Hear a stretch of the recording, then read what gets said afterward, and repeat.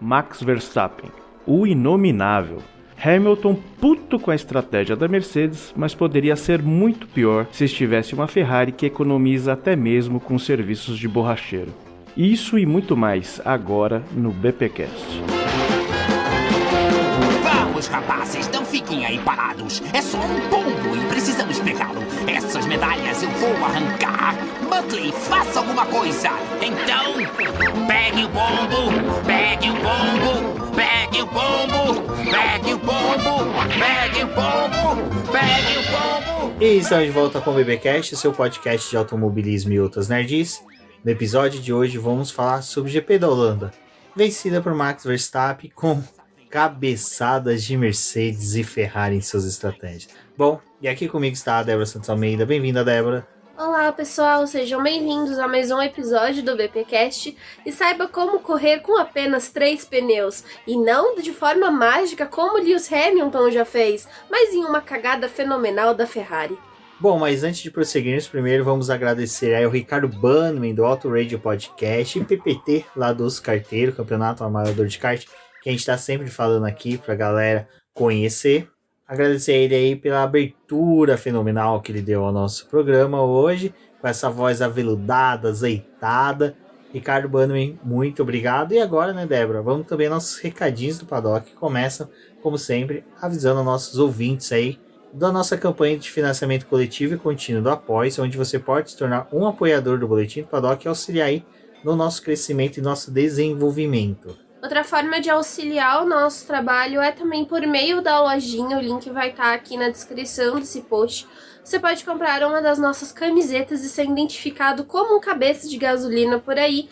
Então vá lá, confira os nossos produtos, tem boné, tem camisetas e em breve nós vamos ter outros produtos para vocês, fãs de automobilismo.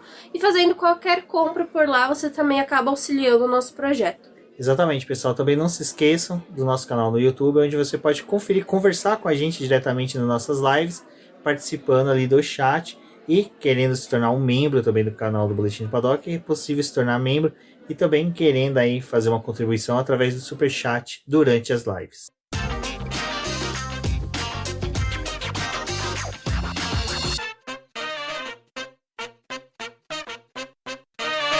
Débora, eu não diria que o ponto final da novela chegou, mas, como até eu brinquei lá no grupo de apoiadores do BP, a cena, né, que final ali, sempre no final de toda a novela, tem sempre o delegado que chega para solucionar um dos crimes.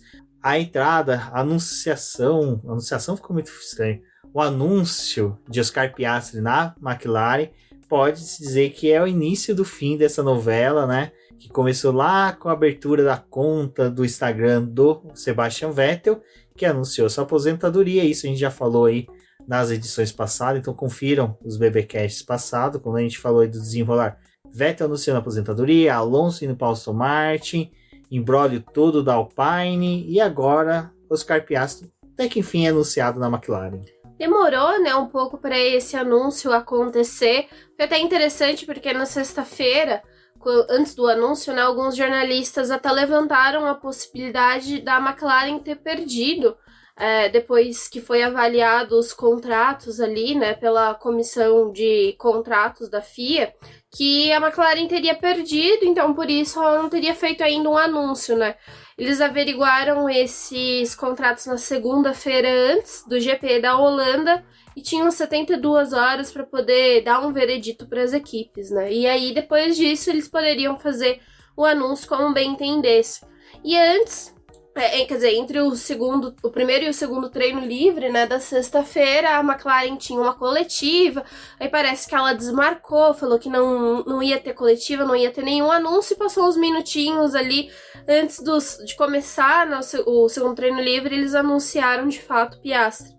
E agora a gente tem uma resolução, assim, pelo menos a gente sabe quem vai correr na McLaren no próximo ano, então a gente vai ter o Lando Norris e o Piastri, mas ainda tem algumas posições ali, né, do grid que ainda não foram definidas, o Ricardo ainda tá buscando uma vaga, mas em partes as coisas já estão definidas, né? Parece que também a Alpine foi condenada a pagar um valor para a McLaren, o que é bem engraçado, assim.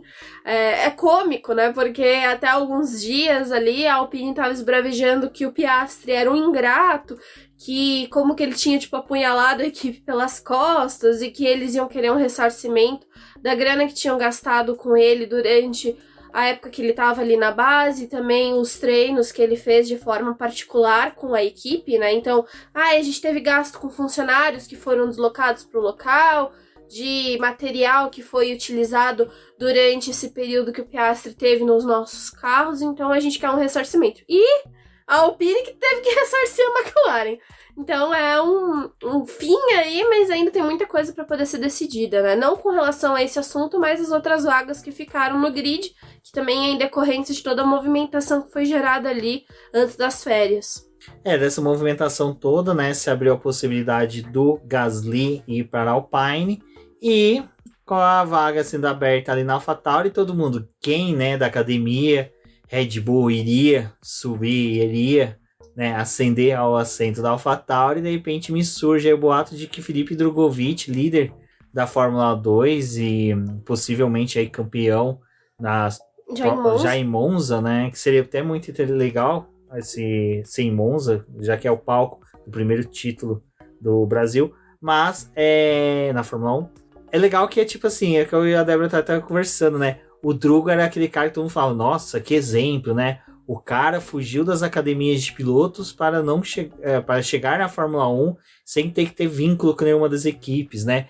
E de repente é uma academia de piloto que precisa dele para poder suprir uma vaga que está se abrindo. Então, é interessante por um lado, né? Porque ele realmente até agora não tinha se vinculado a nenhuma academia.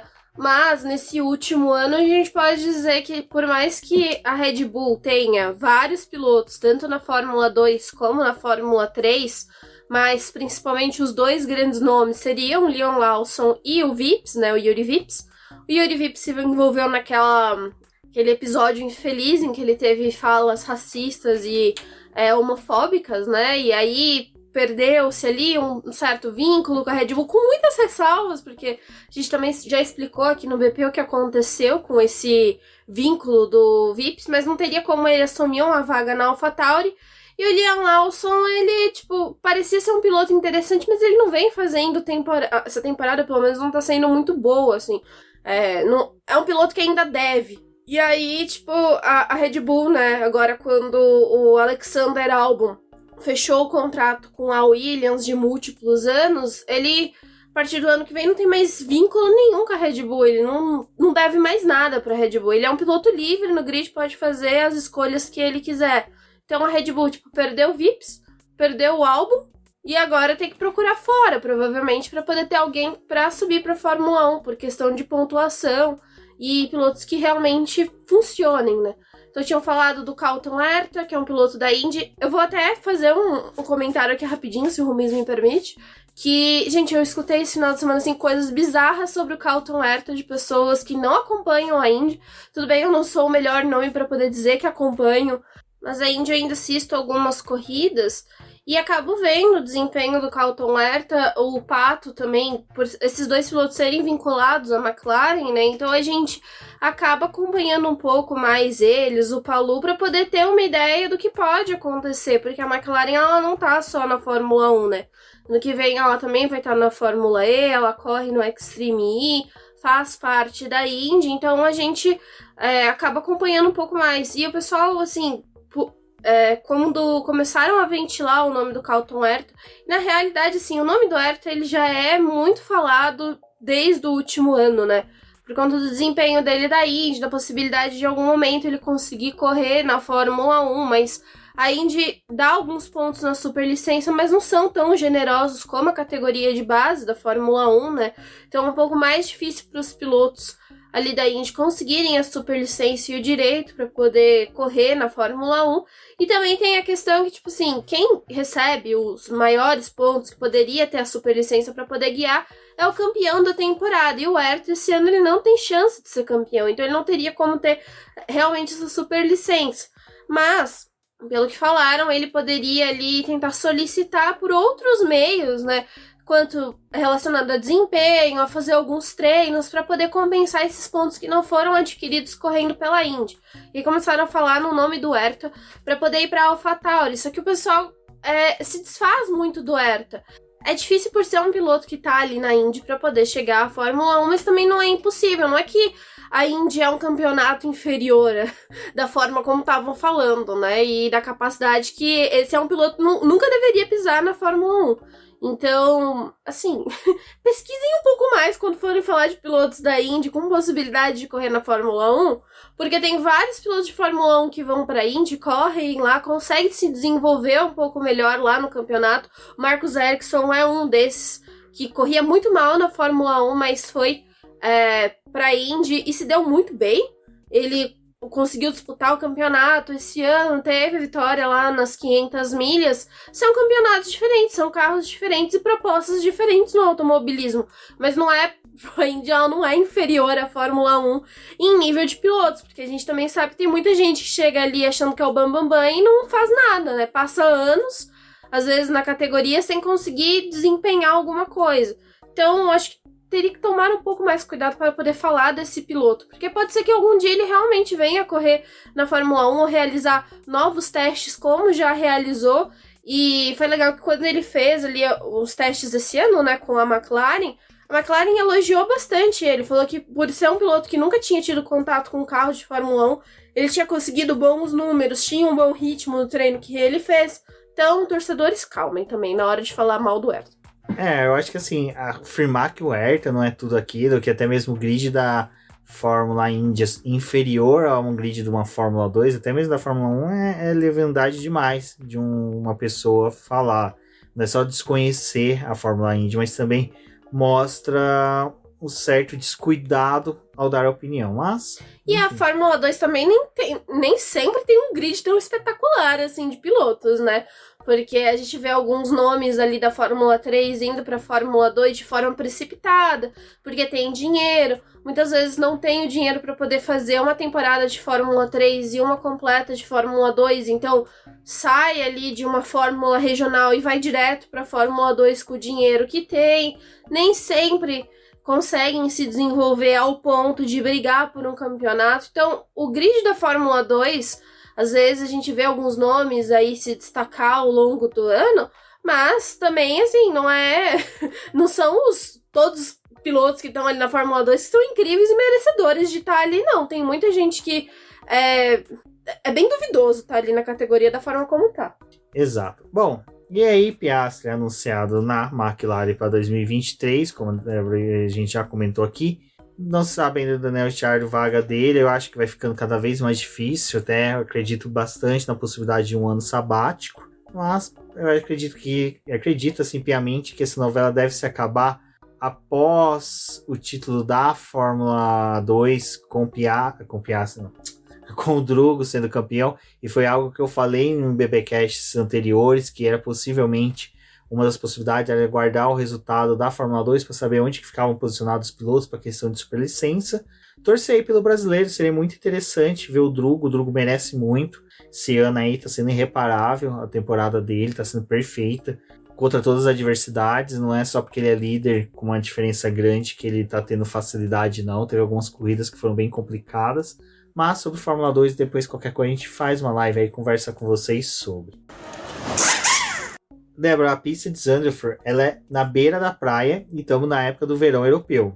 Então ali na sexta-feira a pista já estava numa temperatura alta e os pneus compostos estavam respondendo de formas diversas, né? Até mesmo você comentou comigo que a Pirelli ficou meio em dúvida se ela tinha feito a escolha de gamas corretas. A gente tem que lembrar, né, que essa pista é localizada próximo ao mar, ali, então próximo a uma praia, então é complicado, né, porque tem alguns trechos ali que tem bastante areia e acaba sujando os pneus, dá uma dificuldade ainda maior, porque a gente já tem algumas curvas que são inclinadas e tem a sujeira na pista. Mas na sexta-feira a gente teve um dia ali quente, né, no sábado também, mas na sexta a Pirelli ficou um pouco em dúvida se ela tinha acertado com relação a levar a sua gama mais dura de pneus, porque eles estavam operando ali, o macio e o médio provavelmente seriam os pneus ideais para o restante do fim de semana, eles estavam funcionando bem, mas mesmo com a pista quente, os pneus duros para algumas equipes, assim, tinha uma certa reclamação.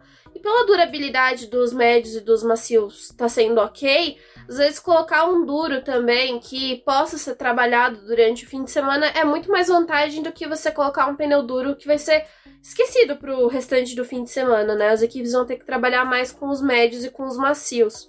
Só que a gente tem que lembrar que cada equipe tem uma forma diferente de trabalhar com os pneus, não é tão simples assim.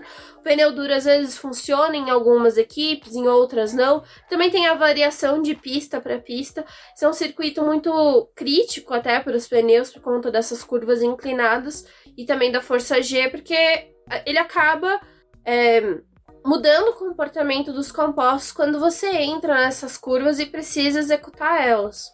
Exato, até nessa questão de mudanças de curva, a gente já pode entrar na questão da alteração do traçado, né?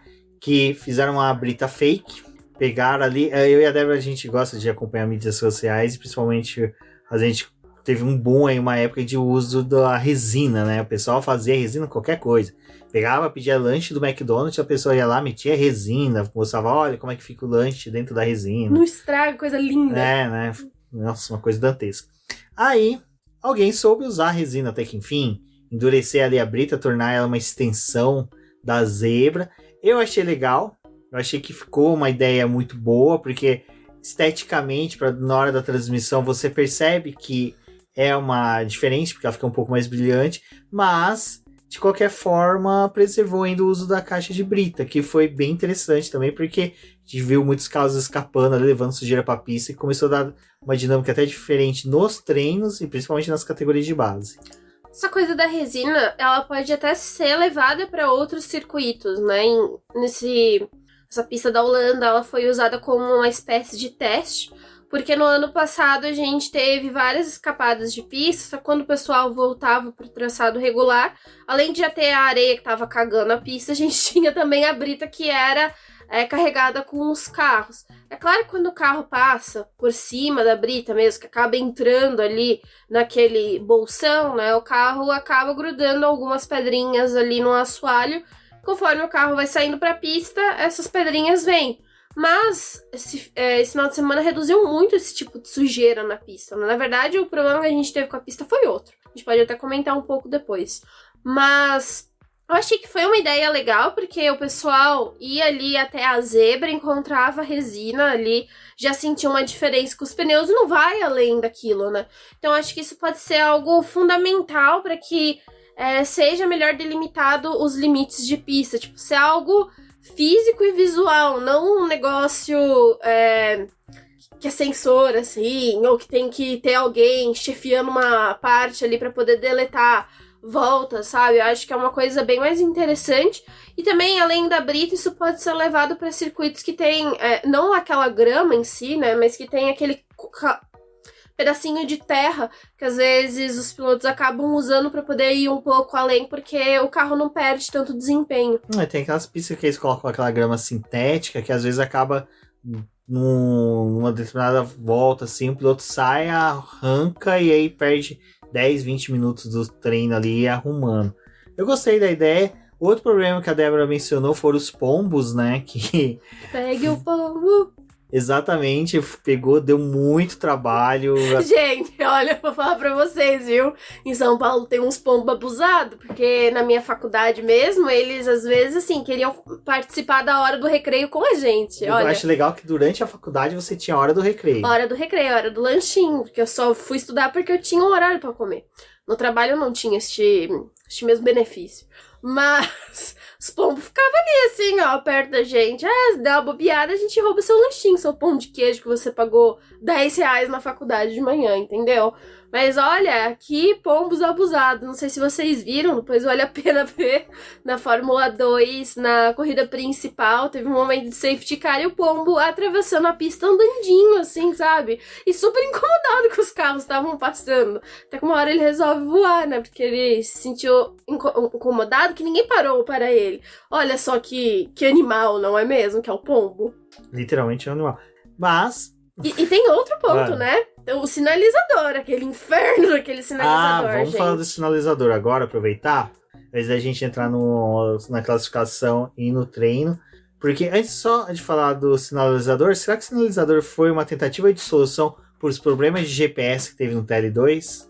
O seu treino livre teve isso, né? Quem tava acompanhando ali, ficou com o lifetime aberto, viu que teve uma hora que não atualizava mais os pneus. O pessoal passava, mudava ali quando passava pelo pit lane, né? Não tinha alteração, ficava indo o pneuzinho novo, e como se o pessoal, da mesma forma que tinha entrado ali alguns com pneu médio para poder fazer algumas avaliações no segundo treino livre de volta de simulação de corrida, tivesse fazendo com o pneu médio as voltas de classificação, né? Então você não fica olhando às vezes para a tela e não se mostra todos os pilotos, não tem como saber com quais pneus eles estão. Mas deu esse problema aí no GPS, é alguma coisa que às vezes acaba acontecendo sim em alguns eventos, mas é muito doido. E as equipes, elas penaram um pouco no segundo treino livre para poder fazer a coleta de dados dos carros, porque quando eles perdem o GPS, acaba influenciando muito na telemetria, no que eles estão verificando ali. Então, dá um trabalho muito maior para poder fazer o relatório daquela sessão. Bom, e agora vamos falar dos arremessadores, né? Que até hoje no Nova Twitter, modalidade. O pessoal descobriu uma postagem ali que estava no Facebook, jogaram no Twitter. Até a Bia Rosenberg, lá do Telep One, retweetou, postando isso, que um dos sinalizadores que foram jogados no treino classificatório, que foi ali bem perto da saída dos boxes, era um cara do evento, do próprio evento, própria organização. Olha que bonito. Olha que bonito. Que então, exemplo. Exatamente. O cara jogou, teve um também antes que jogou no meio da pista, até, teve bandeira vermelha, bandeira amarela, bandeira vermelha. O que tá acontecendo? Não tinha nenhum carro acidentado, a gente costuma olhar, né? Tem mesmo ali onde tem os pontinhos dos carros circulando para ver se tem algum carro parado, algum ponto parado para identificar. Nada, de repente mostra um sinalizador.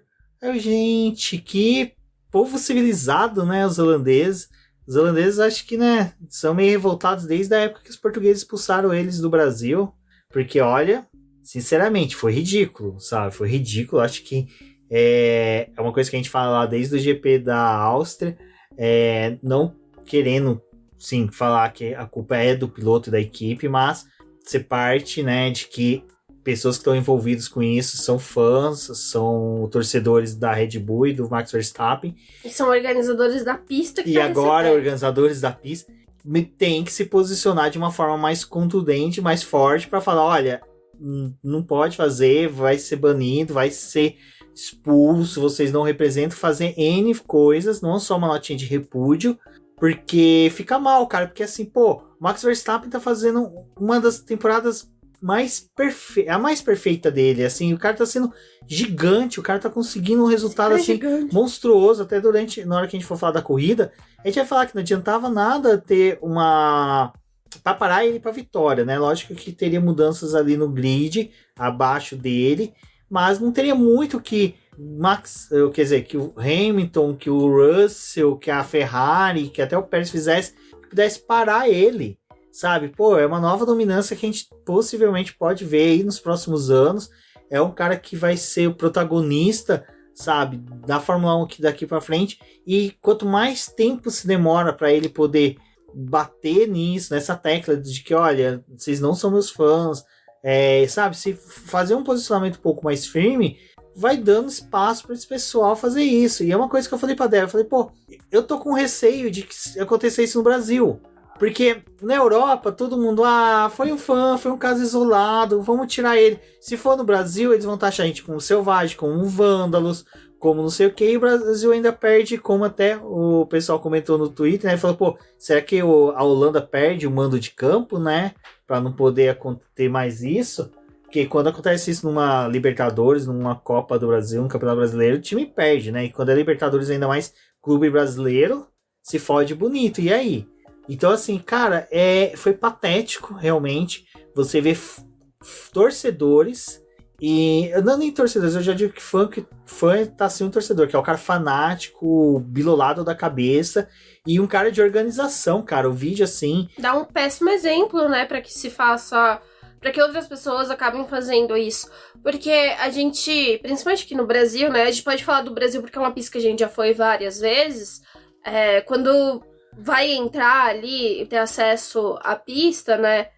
A pista que eu digo a arquibancada, geralmente eles acabam encrencando muito com embalagem, o tipo de embalagem que você tá levando. As grades já são bem altas para evitar que o pessoal acabe arremessando coisas na pista. As garrafas, né, e latinhas que tem de consumo de cerveja, refrigerante durante o evento. Aqui, quando você vai pegar alguma coisa que você compra, eles te dão num copinho, né? Não acabam dando na latinha, porque a latinha você tem um pouco mais de força para poder arremessar. E um copo vazio é muito mais difícil de você jogar na pista. Mas o pessoal tem muita instrução disso para poder não deixar cair o lixo pra pista, né? Porque os carros de Fórmula 1, com uma coisinha pequena, você pode fazer um grande de um estrago, né? Pela velocidade que ele tem, daquele objeto ter um impacto em um carro desse. Também entrar em entrada de ar, que dá uma puta dor de cabeça pra uma equipe, como pode acontecer de levar o carro a ter um superaquecimento, como teve da sobreviseira lá na Bélgica. Tipo, essas coisas acabam atrapalhando. E é bizarro essas coisas estarem acontecendo e, tipo... E assim, esse final de semana não teve nem nota de repúdio, né? Não teve nada, só passou batido. Tipo, teve um sinalizador aqui, aí deram um aviso no autódromo lá pro pessoal não jogar. Jogaram de novo, né? Não, e esse segundo lance é do cara da organização. É ridículo isso. Mas vamos tirar a pessoa daqui... Ai, gente, é bizarro, assim. Eu, pelo menos, Débora, nunca gostei de sinalizador. A não ser que ele seja usado pra uma coisa, tipo, de segurança. Ai, você foi pra uma mata e você precisa de um negócio desse pra alguém te achar numa mata que você se perdeu, ou em questão de navio, barco, essas coisas que precisa pra você avisar que você tá numa grande área pra ser mais fácil de te localizar. Ok, chás de bebê, chás de revelação também não curto. O que pode acontecer de você estourar ele numa senhorinha e ela ficar azul, olha só que problema.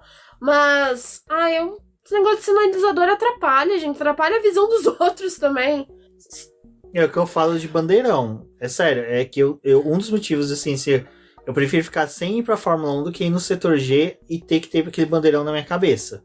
Cara, eu paguei pra assistir a corrida, não paguei pra ver bandeira, eu não paguei pra ver sinalizador, que nem quando colocam bandeira. No final da corrida, que nem foi do Max, ali, que ele venceu, e aí na mas reta, ali artifício. É uma coisa, tipo assim, ali acabou o evento, no final de uma classificação, pra você comemorar, ok, mas durante o evento em si, tipo, durante os carros estarem na pista, aquela fumaça atrapalha os pilotos também. Olha... Poderiam banir esse negócio, assim, tipo, ter um controle realmente, mas parece que cada vez mais os eventos não têm controle algum. As pessoas, elas fazem o que elas bem querem. Meu medo é uma hora alguém entrar com algum objeto e, da forma como as coisas estão se desenvolvendo na Fórmula 1, pra gente ter cada vez mais torcidas polarizadas, daqui a pouco todos nós vamos ter que comprar ingressos de torcidas separadas, assim, tipo, vai ter a torcida do Max, vai ter a torcida da Ferrari, a torcida da Williams, porque as pessoas não conseguem mais conviver uma com a outra. Eu vou ficar com o pessoal da torcida do Vettel, que tudo bicho grilo, tá todo mundo nessa vibe aí, ecologia. A única pessoas que eles vão querer agredir é o Lucas de Grassi, né, porque agora tem a treta Vettel-Lucas de Grassi. Né? A opinião dos dois são válidas, mas não vamos entrar nesse mérito agora. Algum dia, quem sabe, a gente discuta sobre isso. Mas, como eu falei, os dois têm seus méritos nas opiniões deles. Bom, Débora, a gente teve ali Vamos começar a poder já falar da classificação, né? Porque o TED 3 a gente teve a Red Bull, Mercedes e Ferrari emboladas, né? Mas a gente já tinha mais ou menos uma ideia que ia ser um final de semana que o Verstappen estaria ainda imbatível, né? Aquela reação que a gente teve ali na Bélgica não foi só em decorrência de troca de peças, não foi só por causa de estratégias erradas de Ferrari e Mercedes, foi exatamente porque realmente a Red Bull voltou um carro perfeito. E já é histórico, né, que a Red Bull sempre no segundo semestre, segunda metade do campeonato, volta sempre mais forte, sempre trazendo boas atualizações, uma leitura diferente. Mas ali pro treino classificatório, né, eu acho que compensa a gente falar um pouquinho antes sobre a eliminação precoce, acho que de todos os pilotos mesmo. Foi o Sebastian Vettel, que teve uma escapada de pista na última tentativa dele de volta, e ele até falou, a gente tinha carro para estar no Q3, né? E realmente, a gente depois vendo o Stroll chegando no Q3, ficou naquela dúvida, né? Se ele chegava ali no Q3 ou pelo menos Q2 a gente sabe que ele chegaria. Para Aston Martin já faz muita diferença, né? Eles avançarem ao longo da classificação para poder largar em posições melhores. E também tem o fato que nesse circuito, né, as ultrapassagens são mais difíceis. Se você trabalha uma boa estratégia, consegue manter a posição ou até ganhar algumas ao longo da corrida, então teria sido muito bom ver o Vettel um pouco mais ali em cima, né?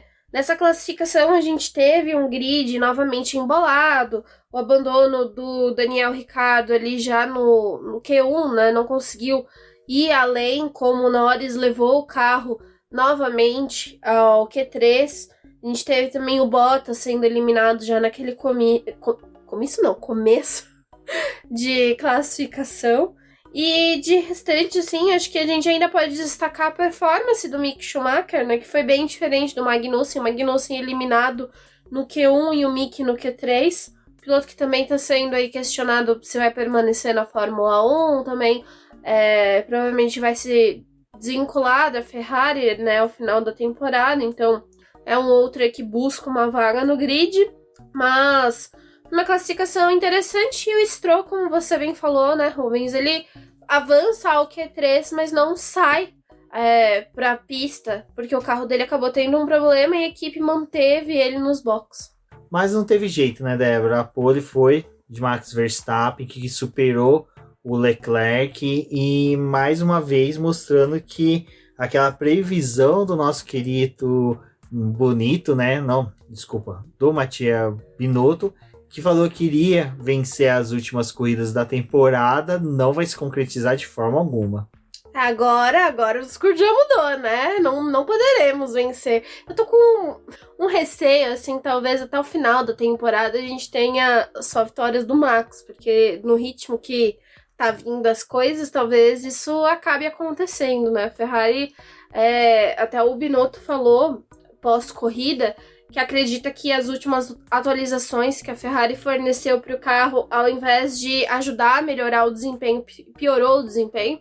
Então é por isso que a gente está vendo uma diferença da Ferrari para a Red Bull, porque a Ferrari era um carro que tinha tido poucas atualizações, mas estava funcionando bem, ainda assim com os ajustes, eles estavam ganhando posições, tinha capacidade de brigar em ritmo de corrida. Porém, depois que voltaram das férias, ali no último pacote que foi introduzido, isso não está funcionando muito bem, então talvez eles precisem até retroagir um pouco nas atualizações e tirar algumas coisas que eles estão usando no carro para ver se o desempenho melhora. Isso é preocupante porque agora a gente tem só mais 7 corridas, né? Normalmente nesse final de temporada aí é uma ou outra coisa que eles acabam trazendo de peças, principalmente em pistas como México e Brasil, né? Que tem as suas características particulares. Agora a gente vai ter a volta de Suzuka, também vai ter o retorno a Singapura, que é uma pista bem interessante, mas tem muita peça que já foi utilizada no começo da temporada e eles vão fazendo Frankensteinzinho ali, né? Pegando uma peça de Miami, botando com uma asa não sei da onde, vai juntando as coisas para que o carro funcione, você não precisa ficar produzindo novas peças.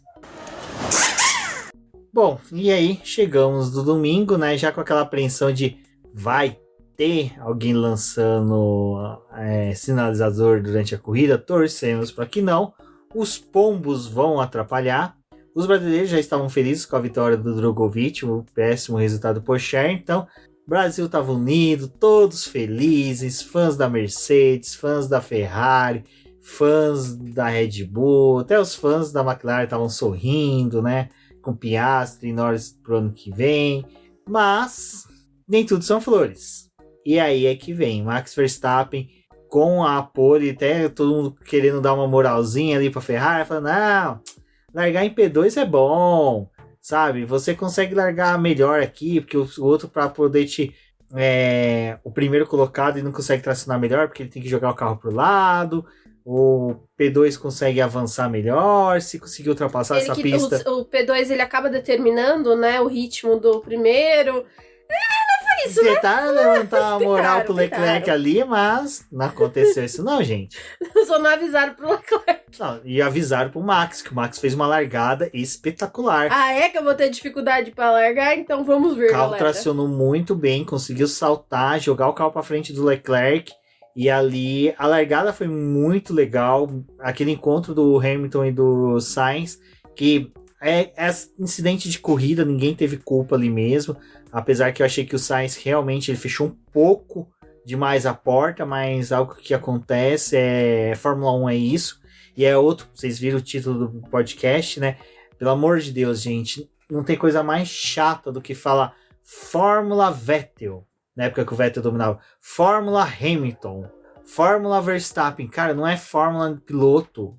Primeiro que se for falar de Fórmula tal, tem que ser Fórmula Adrian Newey / Hannah. Que é, o Adrian Newey fez um carro perfeito em que a Hannah Schmidt está fazendo umas estratégias perfeitas pro Verstappen que está sendo perfeito. Então é o trio parada dura ali.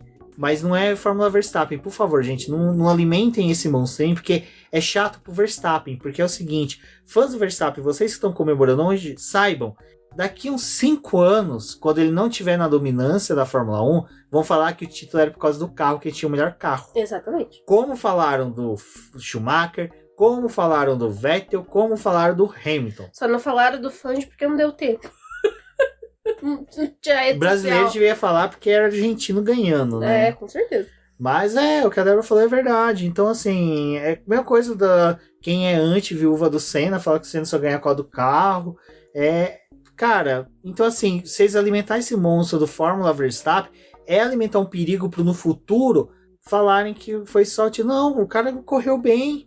A Ana fez uma excelente estratégia. A Adrian Newey desenhou um carro. Eu falei, Hannah? Ana. Ana? Ana. Como é que é? Ana. E como é que eu falei? Ana. E como é que é? Cala a boca. Tá bom.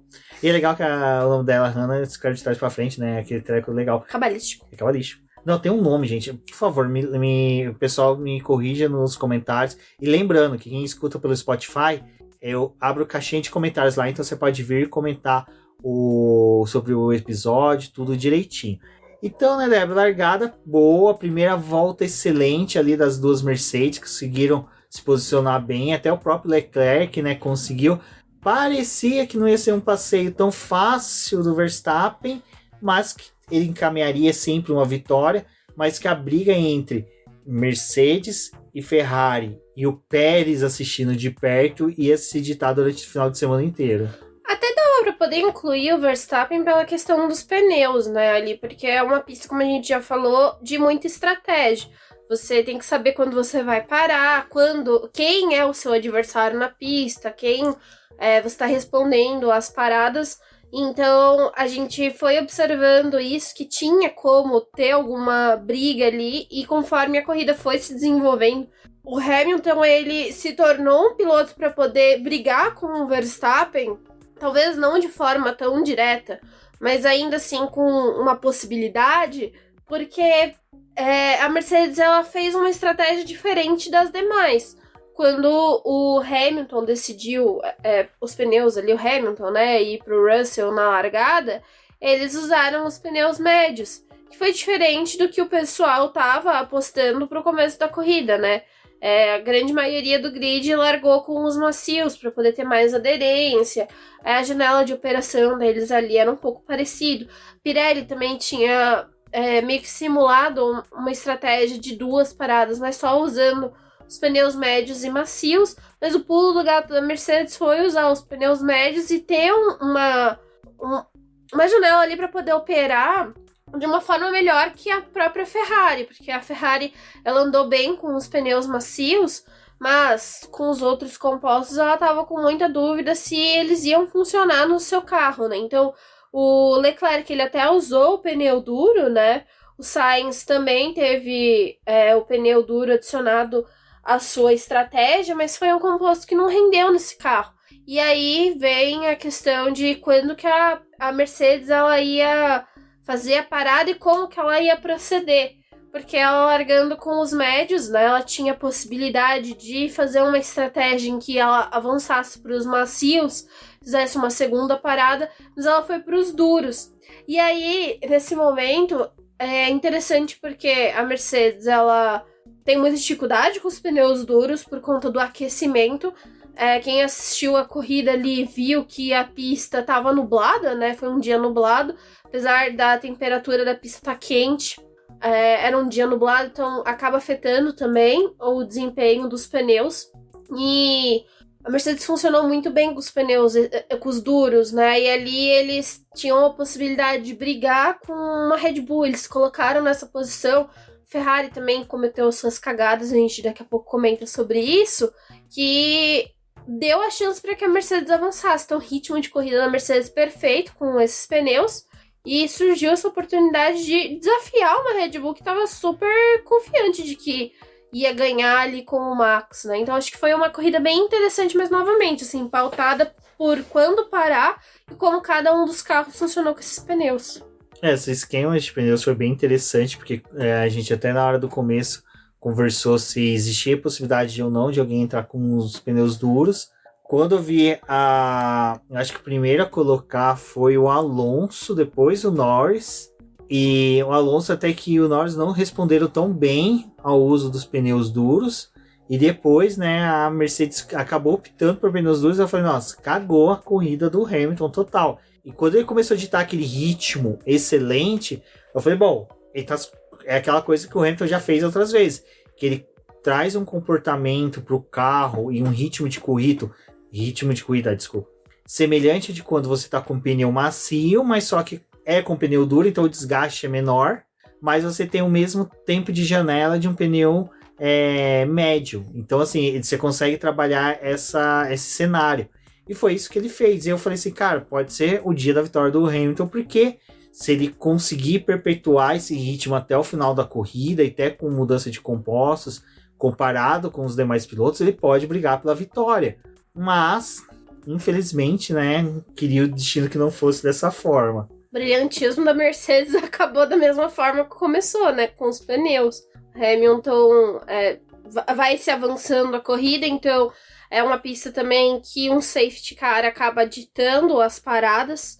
Primeiro o safety car, ele aconteceu pelo Tsunoda. Primeiro virtual safety car, né? Aconteceu pelo Tsunoda e o segundo pelo Bottas, e foi no segundo que azedou tudo. Cagaram com absolutamente tudo, né? Porque o Hamilton, ele permanece na pista de pneu médio, mas o Verstappen para e coloca macio. O Russell ia pro médio, mas ele fala no rádio, assim que ele tá na entrada do pit, que ele quer os pneus macios também. E a Ferrari, olha só, né?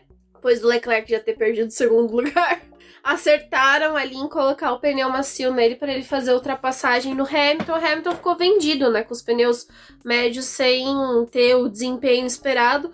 Não aconteceu aquilo que se imaginava, né, que ele ia ter uma perda no início, quando instalasse os pneus médios, mas conforme esse composto fosse desgastando, os macios também iam se degradando e ele ia ter a possibilidade de brigar com esses outros pilotos. Não aconteceu, ele foi jantado pelos outros competidores, né? Acho que a Mercedes, assim, é um time que esse ano, a gente já falou algumas vezes aqui, eles erraram bastante com o Hamilton, fora da zona de conforto deles, né? Aquela área que eles habitavam. Então eles têm que pensar fora da caixinha e deixou eles muito tempo tranquilos. E no ano passado também, né? A gente viu que tinha algumas corridas que era também pautada por estratégia e a Red Bull conseguia dar um nó na Mercedes, a Mercedes tipo, não conseguia mais sair daquilo. Então a Red Bull, acho que ela também foi aprendendo um pouco mais, porque foi uma equipe que teve alguns anos aí que ela não tava brigando por título, mas ela tava brigando justamente pela posição da Mercedes, né, no campeonato. Então é um time que aprendeu essas coisas também de estratégia. No passado acho que foi bem bom para esse time se desenvolver, e esse ano eles estão excelentes, assim. Então fugiu, como o Rubens falou, né, da zona de conforto deles e perderam. E é bizarro porque a gente tem que lembrar que o Hamilton algumas vezes ele discute com o Bono, né, ali sobre as estratégias, às vezes no final de semana. Mas tem vezes que não tem muito o que discutir, porque você imagina que, tá tendo um virtual safety car, eu tô tendo um safety car, o pessoal que tá nos boxes tem mais informação. Então, se eles não resolveram me parar, é porque eles sabem que não tem necessidade. Tipo, os pneus que eu tô são bons, O Hamilton tinha parado, tinha pouco tempo, então não tinha muita necessidade de realmente fazer uma troca, mas os pneus macios surpreenderam mais uma vez. E sim, talvez, difícil saber o comportamento do W13 nas próximas corridas, porque ele deu uma melhorada, né? Mas essa pista talvez fosse uma das melhores, assim, pelas coisas que foram acontecendo, para a Mercedes tentar uma vitória. Agora para frente tem pistas muito caóticas com relação à pressão aerodinâmica, com a temperatura, tipo, Singapura é muito quente, então provavelmente é um carro que vai sofrer um pouco mais com esse clima, assim, tipo, vai sofrer pela questão de vai aquecer os pneus, mas talvez para o carro não funcione muito bem. Então a gente tem que observar, e complicado isso que aconteceu com o Hamilton, assim, frustrante. Compreendo totalmente o rádio dele. O rádio dele é totalmente compreensível. Eu vi muita gente criticando, mas, cara, você não espera isso de uma equipe que, até o que o Toto fala, nunca na história de nenhum esporte do mundo uma equipe foi campeã 8 vezes seguidas, né? E fazer o que aconteceu é ruim. E, pelo amor de Deus, gente, não me... É que nem o que eu falei na live e falei no podcast passado. Não compara a ultrapassagem do Gasly e do Ocon em cima do Vettel com a de 2022, com a ultrapassagem que o Schumacher e o Mika Hakkinen fizeram no Henrique Bernot, se eu não me engano, agora não me recordo do piloto brasileiro, e na Bélgica em 2000, com o que aconteceu ontem com Abu Dhabi 2021. São situações totalmente diferentes. Um absurdo comparação. E até vi pessoal que, cara, entende de Fórmula 1, manja, não é o fã de domingo falando, não. Falando que era igual. Não é igual. É totalmente diversa, uma situação totalmente oposta. Então, mais uma daquelas comparações que no calor do momento são incabíveis. Bom, agora vamos falar um pouco da regularidade do Fernando Alonso, né, Débora? Que olha, mais uma vez o velhinho ali, o idoso, ó, mandou bem. 10 corridas, todas pontuando. As últimas 10 corridas ele nos pontos. E no começo do ano tava todo cagado, né? Com as estratégias ruins da Alpine, uns enroscos ali com o Ocon, e mesmo assim tá pontuando, olha só. É engraçado até mesmo, né? Porque assim, o carro da Alpine melhorou, teve uma evolução, mas o Alonso realmente tá conseguindo, assim, ser mais consistente. Ele é um piloto rápido, isso é indiscutível, tem uma leitura de corrida muito boa. Mas foi legal. E é legal os encontros que tem na pista, né? O Alonso, quando ele encontra com o Tsunoda, ele encontra com o Norris, a disputa de posição são gostosas de ver. Que são 3 pilotos ali que, quando se encontram, sabem se respeitar e conseguem disputar a posição de forma bem assim acirrada, mas com respeito mútuo muito interessante de se ver. Eu acho que esse final de semana do Alonso foi muito bom, assim. Apesar da classificação, eles não estarem no top 10, eles conseguiram avançar, né, com estratégia. O Mick Schumacher perdeu posições, mas o Alonso ele foi fazendo uma corrida ali para poder ganhar algumas posições, tanto em estratégia, mas também em disputa na pista. Funcionou muito para ele voltar ao top 10 e, novamente, né, o time conseguir pontuar com os 2 carros, porque o Ocon também, por mais que não seja aquele... a gente não veja tantas corridas do Ocon que você consegue ver uma ação dele em pista, né? Ele é muito come-quieto, tartaruga em cima do poste, que às vezes chega ali e você fala, tipo, como você está ali, Ocon? Mas eles pontuaram. E é uma equipe que voltou, assim, para esse final de temporada, realmente para poder defender a sua posição no campeonato de construtores e se aproveitar de uma McLaren que tá frágil, né? Que tem o Norris ali pontuando, a gente teve uma disparidade muito grande dos 2 pilotos da McLaren, mas é indiscutível que o Fernando Alonso tá fazendo, assim, os resultados dele em pontuação, e mesmo diante das cagadas da Alpine em algumas corridas, ele tá se recuperando bem, né? Tá se aproveitando de boas ações ali durante a prova, poder ganhar esses pontos. Isso é bem legal. Acho que no final do ano a gente vai ter um bom, assim, números interessantes do Alonso para poder analisar. Sim, e vai lembrar, né, que no Mundial de Construtores aí a Alpine aumentou a vantagem sobre a McLaren, praticamente de uma vitória, 24 pontos de diferença. E infelizmente aquilo que a gente já falou, a gente torna até meio redundante ficar sempre falando do Richard, mas, novamente, né, fora da zona de pontuação, Norris apenas pontuando.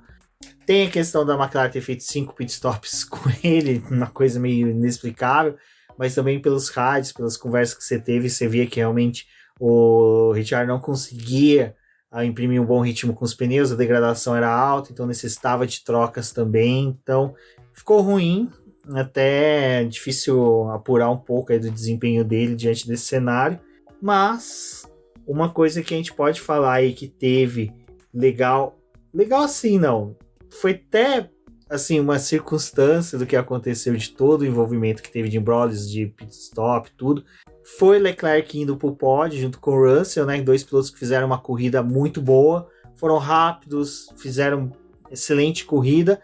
Então o Leclerc ali subindo novamente ao pódio, lógico, terceiro lugar, praticamente 10 pontos de diferença pro campeão, por exemplo, quem ganha a corrida, então distanciou mais ainda do Verstappen do campeonato, mas quem ficou ali entrega na mão do palhaço foi realmente Carlos Sainz, que olha, que fim de semana desastroso para a Ferrari, parece que eles escolheram o espanhol para ser, sabe, pagar todos os pecados da equipe italiana. Gente, a Ferrari, todo final de semana a gente volta aqui para poder falar de uma cagada, né? E em algumas é estratégia, em outras ela consegue adicionar mais um problema ao checklist delas ali. O que vamos errar neste final de semana?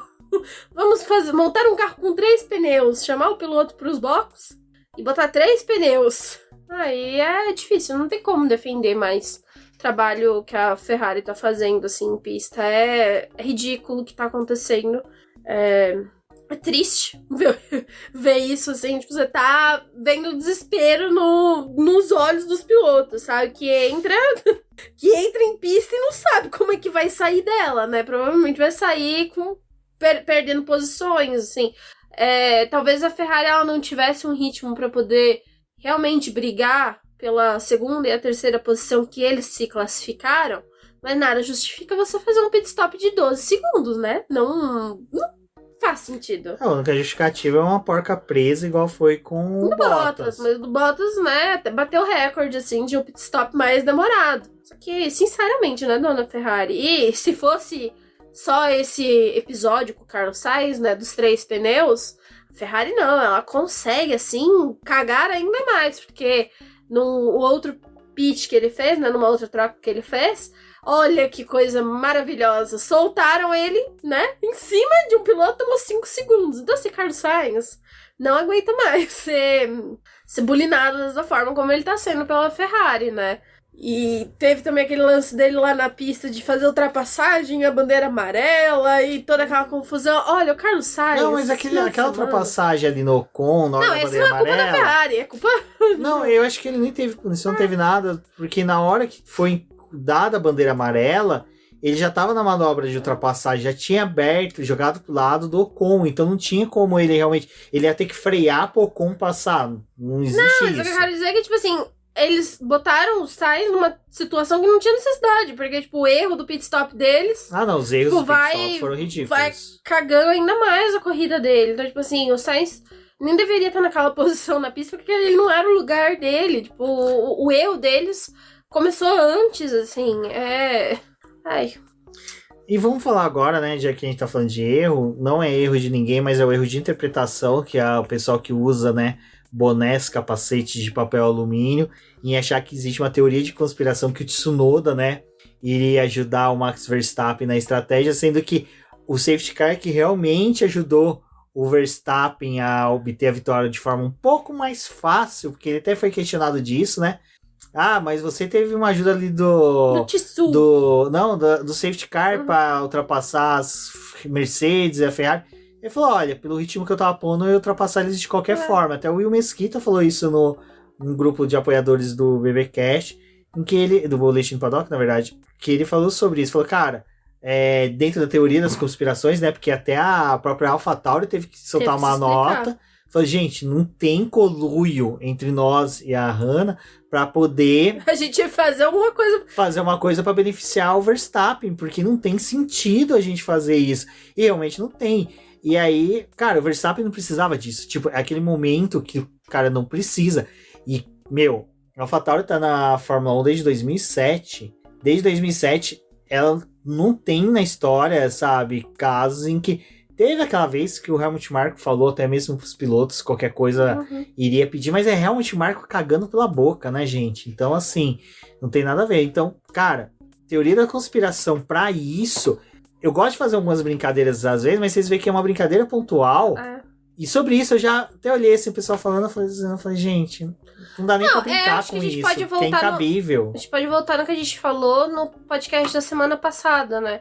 AlphaTauri, assim como a Alfa Romeo, são equipes que, tipo, elas parece que elas se contentam em ficar nas posições que elas estão, porque elas não se desenvolvem, elas ficam ali fazendo o volume do grid, mas tem muitos erros. Quem tá acompanhando a temporada da AlphaTauri desde o começo, tá escutando os programas de gente toda a corrida, vem aqui e pontua algum erro da AlphaTauri, seja de estratégia, seja de pit stop ruim, batida dos pilotos que acaba acontecendo ali em largada, né? O Gasly aconteceu algumas vezes, mas esse problema que o Tsunoda teve foi muito pontual, assim. Eu até achei legal uma thread que o Rafael Lopes fez no Twitter dele, né, que ele foi resgatar o trecho ali da corrida e escutar os rádios do Tsunoda, né, com a equipe. A gente tem um rádio ali dele fazendo a parada e falando, olha, meu pneu tá solto, e é um problema porque o Fernando Alonso, ele fez isso esse ano, né, ele saiu com um pneu solto, ele voltou os boxes da equipe e falou, gente, tô voltando aqui pra trocar o pneu. A equipe, mas você vai trocar o pneu por quê? Ele, não, tô voltando, e ele tava com o pneu solto, e ele fez todo um trabalho de contornar o circuito sem perder aquela roda, porque pode gerar punição para a equipe também o fato de ter um acidente em pista. O Tsunoda, ele acabou falando sobre um possível pneu solto, e aí a equipe já foi logo verificar, falou, não, Tsunoda, seu pneu não tá solto, a telemetria aqui aponta que teu pneu tá no lugar onde ele deve estar, mas volta pros boxes, a gente vai ver o que tá acontecendo com o teu carro. Ele volta pros boxes, e aí ele já pede para a equipe também fazer o ajuste do cinto dele, porque ele sentiu que tava um pouco folgado. Eu e o Rubens, infelizmente, a gente não assistiu essa corrida ao vivo, né? A gente só assistiu a reprise, então alguns pontos que foram destacados no Twitter a gente tentou prestar um pouco mais de atenção, mas primeiramente nas imagens que a gente tinha visto ali do cinto, a gente achava que o Tsunoda tava voltando pros boxes e ele tinha soltado o cinto dele porque ele não ia mais voltar pra pista. A gente achava que, ele já começou a fazer o processo de ele vai voltar pros boxes e vai abandonar, ele começou a se soltar, mas na verdade não, o Tsunoda ele pediu pra que afivelassem melhor o cinto dele no carro. E ele volta pra pista e tem o problema. Quando ele colocou o pneu que ele tava pra poder fazer esse trecho final da corrida, quando ele foi mudar no volante o diferencial, porque para cada pneu você utiliza uma configuração. Então ele foi botar a outra configuração, o diferencial parou de funcionar do carro. E aí ele fala, meu carro parou de funcionar, pois a AlphaTauri realmente descobriu que tinha sido um problema no diferencial, né? Desse eixinho ali. E é complicado porque tudo bem, você faz associação da AlphaTauri com a Red Bull, né? Antes tinha, né, a Toro Rosso ali, com o Toro também, que fazia parte da pintura dos carros, hoje não faz mais. A AlphaTauri, ela é, tipo, uma marca de roupa, então ela também tentou se distanciar um pouco da Red Bull visualmente, né, esteticamente no grid. Colabora para teorias da conspiração? Colabora. Alguns problemas que a gente anda vendo também colaboram para teorias da conspiração? Sim, mas acho que nessa altura do campeonato não precisa mais, né? Não precisaria a Red Bull fazer isso com o Tsunoda ali. A gente achou estranho na corrida passada, tipo, os dois carros terem problema. A gente achou.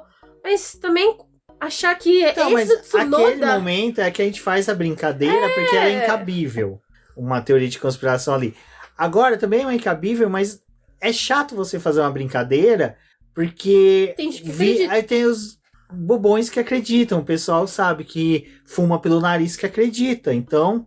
Cara, é coisa de idiota acreditar nas teorias de conspiração dessa e atacar fãs de outros pilotos por causa de teorias dessas. Mas enfim. Bom, Max Verstappen ganhou, não tem como contestar a vitória dele, mesmo que houvesse 300 conspirações, o cara ia vencer, não tinha como. Corrida muito boa, muito sólida dele, né? As duas perguntas que ficam, né, até o Lucas Santoki, que é apoiador aqui do Boletim do Paddock, também é produtor de conteúdo aí, vocês não acompanham, vocês não conhecem, pelo amor de Deus, vocês não conhecem Projeto Motor, vocês estão acompanhando a Fórmula 1 totalmente errada. Acompanhem o Projeto Motor, muito bom, vai estar aí futuramente no BP Indica, então aguarde, mas também já procura. O que acontece? Ele falou, cara, será que quando que o Verstappen vai ser campeão? É a Natália De Vivo também, apoiadora aqui do BP e produz conteúdo, elas na pista, e também é uma das jornalistas de maior renome aqui do Brasil. Falou, Estados Unidos não, Singapura, né? Ela respondeu. E aí eu conversando com a Débora, Japão, Singapura. Tá nessa, mas além de outra pergunta que tá norteando o fim de temporada do Verstappen, ele vai bater o recorde do Schumacher e do Vettel de 9 corridas vencidas seguidas? Porque, se eu não me engano, ele já tá aqui na 4ª ou na 5ª corrida que ele venceu seguida. E assim, tá muito próximo. E o Vettel vai lembrar que foi em 2013, foi numa pegada semelhante à dessa temporada. Ele venceu França, Hungria, Bélgica e Holanda. 4 seguidas. Tem mais 7 corridas. Tem mais 7 seguidas, então ele conseguiria talvez umas 11 vitórias. E se ele fizer isso, desculpa, vai ser impossível alguém bater. Porque é metade de uma temporada seguida. Então, as perguntas que ficam agora no ar é qual... E aí, vocês já respondam nos comentários aqui, também nas redes sociais do BP, do post. Em qual corrida que você acredita que o Verstappen vai ser campeão? E se ele vai ou não bater esse recorde do Vettel, né? Ou ele pode também empatar o recorde do Vettel e do Schumacher. E aí a gente sabe que o máximo que algum piloto pode conseguir são 9 vitórias. E aí que tá, né? Engraçado. O Hamilton, por todo o domínio que ele teve durante as temporadas, ele nunca conseguiu essa badge de 9 vitórias seguidas. E o Vettel, ele teve 13 vitórias em uma temporada, né? Também. Que era uma temporada de 15, 18 ou 19 corridas também. Não era uma temporada tão grande. Se tivesse 22 como era agora, aquela de 2013 do Vettel, tinha sido umas 12 vitórias seguidas, fácil. Gente, acho que tá vindo aí o título do Max, né? A Ferrari já fez várias coisas erradas esse ano que poderiam colaborar para poder ser campeã. E nesse estágio, assim, acho que nem merece mais. Tipo, mesmo se a gente tiver algumas vitórias da Ferrari até o final, não justifica mais ganharem o título pela pataquada que fizeram até agora, assim. Tipo, seria bem fenomenal ver a Ferrari virando o jogo, mas dificilmente isso vai acontecer. Provavelmente a gente vai ter mais 7 corridas pontuando erros da Ferrari, assim. Quem sabe em alguma eles consigam salvar alguma vitória. Mas eu ainda acredito que provavelmente o Max vai conseguir emplacar vitórias aí até o final do ano. Mas foi incrível também essa corrida do Max, como a gente falou, né? Uma corrida de estratégia. A Hannah trabalhou muito bem nas escolhas que eles fizeram ali, mesmo fazendo mais paradas. A Red Bull foi perfeita nas suas trocas de pneus, não deixou nada faltar ali, né? Para que o desempenho deles funcionasse. E a gente tá indo aí para mais uma etapa, né, que agora vai encerrar a rodada tripla, né? Eles vão correr em Monza. Ferrari já tá indo meio desanimada pra Monza, porque ela acredita que o carro deles não vai funcionar nessa pista. Então, provavelmente tá vindo aí mais uma vitória realmente da Red Bull. E é isso. Não tem mais o que fazer, né? Tá todo mundo descabelado ali na Ferrari e a Red Bull comemorando vitória a vitória. Acho que foi legal pro público, né, do Max, segunda vitória em casa, tem um bom significado, é um piloto que também levou uma grande torcida de jovens pessoas, né, a acompanhar a Fórmula 1, se apegaram aí a esse piloto. Acho que o resultado em si do final de semana foi muito bom pro Max, ter novamente aí uma pole, ter uma vitória. Foi... não tem o que falar, né? Indiscutível o que o Max tá fazendo esse ano. Se no ano passado tem questionamento sobre o título dele em alguns pontos ali, sobre algumas decisões da FIA, esse ano ele tá sendo perfeito.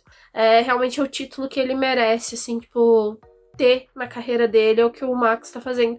E o capacete dele comemorativo ali, né? Homenageando o pai. Só deu problema no primeiro treino livre, que ele perdeu o primeiro treino livre, mas não fez diferença nenhuma, né, pra ele, assim, tipo, não estar em pista no primeiro treino livre. O restante ele já tava com um desempenho fenomenal e ninguém mais pôde tirar essa vitória do Max. E pra finalizar, a gente tem que lembrar dele, que coitado, tá comendo o pão que o diabo amassou, nesse caso, o pão que o Helmut Marko amassou, que é nosso querido Pérez, né, que mais uma vez não conseguiu render. Parece que aquela coisa que no começo do ano eles falaram que esse carro era um carro que estava sendo desenvolvido neutro, serviria para os 2 pilotos. A partir de Mônaco ali, parece que eles decidiram realmente focar no Max Verstappen, e esse carro realmente não está rendendo mais na mão do Pérez. E aí é outra coisa que eu falei no podcast passado e fica o questionamento, né? Se compensa ainda a AlphaTauri existir, né? Essa equipe B da Red Bull existir, porque não estão conseguindo fazer um segundo piloto para ele. Gasly provavelmente deve sair, Drogovic chega, não chega nenhum piloto da academia, então você vai ter praticamente 2 pilotos na equipe Red Bull e na AlphaTauri que são fora da academia. Eu acho que realmente aí o Pérez foi o único que no final de semana ficou devendo alguma coisa de todos, né? Tem que falar do Pérez, né? Pérez. Não, vamos só citar ele, né? Pérez Citação difícil, rosa. né? É difícil, assim.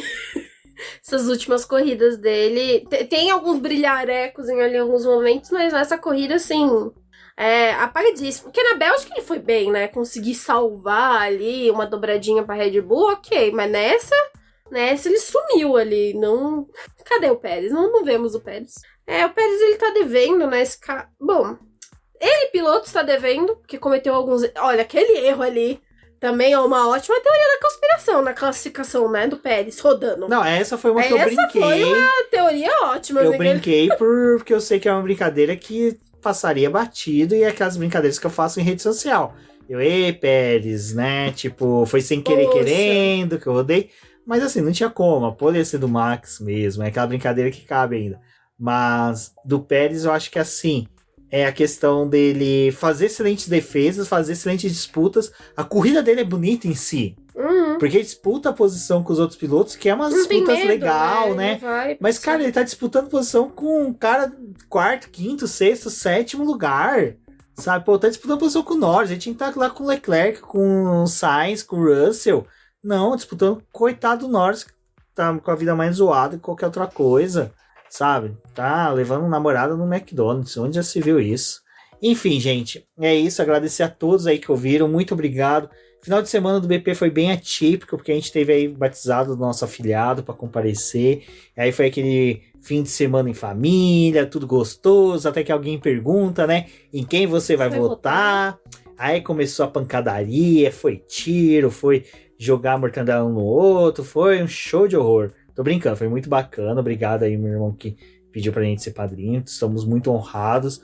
Nosso afilhado assistiu alguns trechos de corrida da Fórmula 2, da Fórmula 1 ali, a gente gostou, ficou preso. Assistiu carros também. Assistiu carros, então, um moleque aí que futuramente será um cabeça de gasolina, minha sobrinha também, mas só que minha sobrinha, né, vocês sabem, né, como toda boa sobrinha, que ela gosta de andar a cavalo, disputar competições equestres. Então tô muito feliz. Ela gosta como a Gina. A Gina Schumacher, olha só. Exatamente. Tô muito feliz aí que vou ter um filhado que vai gostar de automobilismo e um que vai competir em hipismo, uma tradição da família Passos. Então, seguindo os caminhos aí dos avós dela, né? Meu avô que era boiadeiro, meu outro avô que era muleiro, do pai que é romeiro, e o tio aqui que gosta de dar capim para cavalo. Bom, pessoal, muito obrigado. Agradeço de coração a compreensão de todos vocês. Sintam-se abraçados. A live desse final de semana provavelmente a gente vai fazer na quinta, porque o BP tá mudando de servidor. Graças a Deus o volume de acessos aumentou tanto que eu vou gastar minha terça-feira à noite aí, aproveitar o feriado de independência antes do golpe, antes da troca de servidor, para poder entregar vocês um servidor mais rápido, que vai poder trazer muito mais coisas para vocês. E agradecer a rainha Denise, que fez os posts pra gente, cobriu aí a Débora nesse final de semana. Fórmula 2, Fórmula 1, me ajudou bastante, Denise, muito obrigado. O pessoal também gostou dos seus textos, então pode fazer mais cosplays meus quando você quiser. Foi muito legal, obrigado, pelo menos, assim, eu posso dizer que eu tenho ótimas amigas, né, que me dão um suporte. A Denise é uma pessoa maravilhosa, assim. Então, gente, muito obrigado. Obrigado por terem compreendido que esse final de semana foi doido, que assim como pessoas que produzem conteúdos, a gente tem obrigações familiares às vezes, então é difícil de conciliar as coisas em alguns momentos. Não tem como também pedir sempre a família entender que a gente tem alguns compromissos, né? Mas a gente retorna aí, agora tem a etapa de Monza. Como pessoa que está aqui tentando apoiar a Ferrari, provavelmente vai ser mais um final de semana que não vamos escutar o hino italiano tocando. Olha, nossa, que só, pena, hein? que tristeza. Poxa, um final de semana na Itália. Ai, ai. Então é isso, Vamos pessoal. mudar de assunto. Tchau, galera. Agradeço, um forte abraço e até a próxima.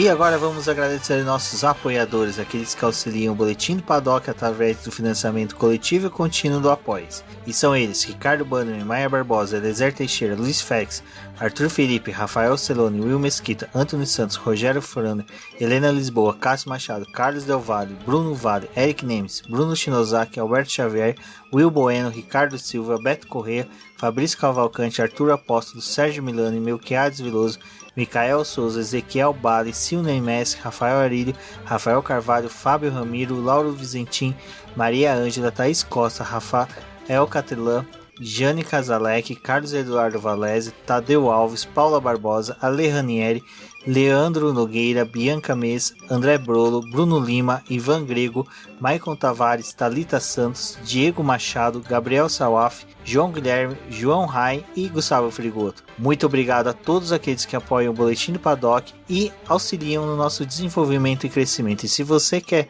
apoiar também o Boletim do Paddock, entre em contato com a gente através dos nossos perfis oficiais ou acesse o link apoia-se.com/Boletim do Paddock e lá você terá as opções de apoio ao Boletim do Paddock. Um forte abraço e obrigado. Isso é tudo, pessoal.